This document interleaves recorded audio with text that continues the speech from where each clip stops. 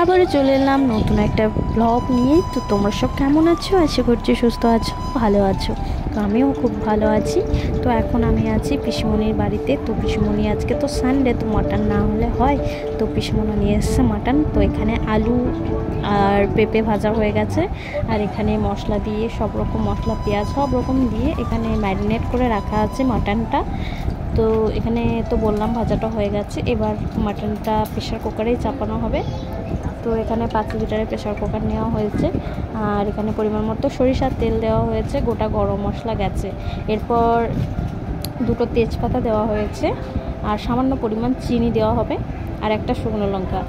এরপর সব মাটনটা দিয়ে এবার পিসমণি ভালো করে কষিয়ে নেবে, তারপর সিটি দিয়ে তৈরি হয়ে যাবে আজকে মটনের পাতলা ঝোল আর ভাত। কি মশলা দিয়ে মানে মাটনটা ম্যারিনেট করে রেখেছিল, চলো একটু শেয়ার করি। তো এখানে আদা রসুন পেঁয়াজ, কুচনো পেঁয়াজ ছিল, আদা রসুন জিরে গুঁড়ো ধনে গুঁড়ো, পার্সোনালি পিসমণির হাতে রান্না সরিষার তেল দিয়ে সামান্য পরিমাণ হলুদ গুঁড়ো আর স্বাদ অনুযায়ী লবণ দিয়ে ম্যারিনেট করে রাখা ছিল। তো সকালে উঠে পিসমণিকে একটু হেল্প করে দিচ্ছিলাম। আলু পেঁয়াজ মানে রসুন আদা যাবতীয় মটনের জন্য যা যা লাগে সব রেডি করে দিয়েছি। পিসমণি এবার মানে মশলাটা করে রান্না চাপিয়ে দিয়েছে, আর আমি তো স্নান করে চলে এসেছি, পুজোটাও করে দিয়েছি পিসমণির, কারণ আজকে একটু লেট হয়ে গেছে যেহেতু। তো আর থেকে এবার স্নান করিয়ে খাইয়ে দেবো। তো খাইয়ে দিচ্ছি, মাটনটা কেমন হয়েছে দেখি।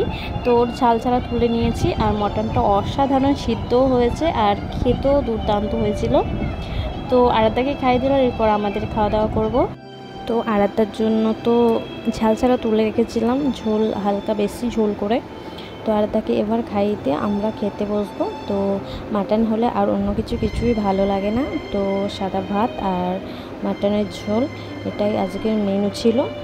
তো দেখতেই পাচ্ছ অসাধারণ দেখতেও হয়েছে আর খেতেও খুব সুন্দর হয়েছে, আর সিদ্ধটাও খুব ভালো হয়েছে। তো কেমন লাগলো ব্লগটি কমেন্ট করে জানিও।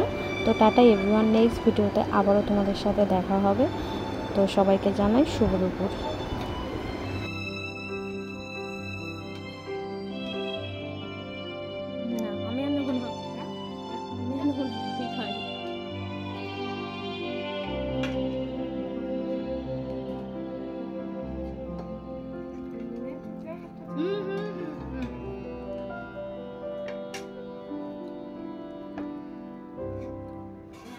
কত সুন্দর ওই গানি ভালোবাসতো, ওই